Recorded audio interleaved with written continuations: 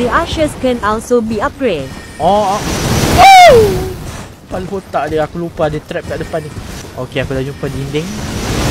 Otak dia boleh juga trap tu datang situ. Pakai staff apa, Bang? Pokok runtuh. Staff biasa je. Pokok runtuh. Bitch.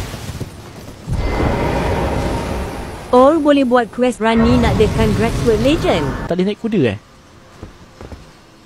tak boleh naik. Macam mana tu? Beritahu aku jalan. Tolong, please, korang. Tangan. Jangan cakap tangan je. Jangan cakap tangan. Bagi tahu aku jalan. Kiri, okey. Lurus. Kiri ke lurus? Noja. Lurus okey. Don't go near him. That spider hurts a lot. Jangan takut, Bang, hihihi. Sampai jumpa, Grace. Kau cakap kiri Sears. Kau cakap terus okay, lurus lari je. Aku percaya korang. Allah. Okey, smithing stone satu. Ikut kiri je. Bitch. Jangan. Aku dengar something daripada belakang. Aku dengar daripada belakang.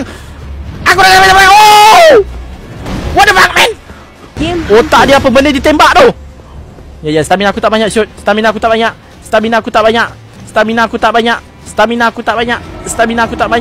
Kenapa tangan tu pakai cincin? That's it, it's funny. Kenapa tangan tu pakai cincin? Bagi aku Grace, bitch. Yeah.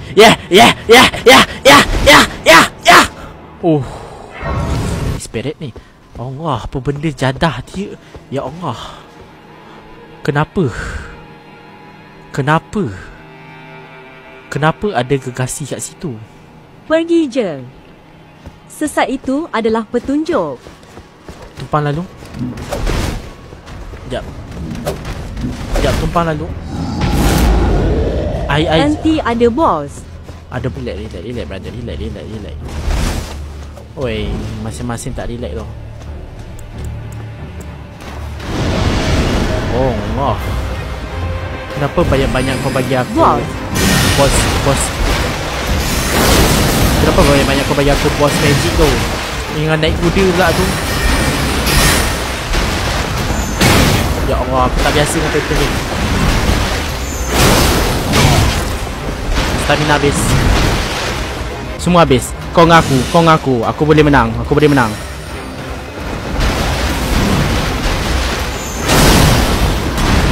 Dia Sigma. Ya Allah, one hit. Lagi one hit.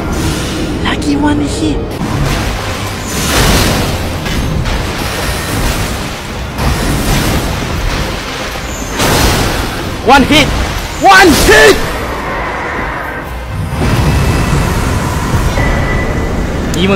5 kali. Siap betul lah 5 kali aku kena lawan dia.